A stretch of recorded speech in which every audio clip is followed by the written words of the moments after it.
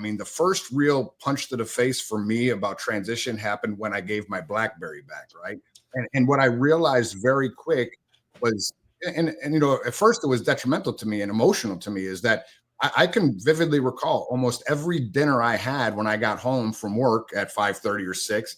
I'd get a phone call that would interrupt my dinner. I'd get an email that I had to answer a question and someone was looking for mentorship, whatever the case may be. And that would be every single day. I mean, that you can look at my or ask my family. We never had a good meal together because I was always engaged. When I gave that BlackBerry back, the sense of worth, if you will, I was still in the military at the time, it kind of dissipated in a sense. I started to question, am I that valuable? No one needs me anymore, right? And that wasn't about a job.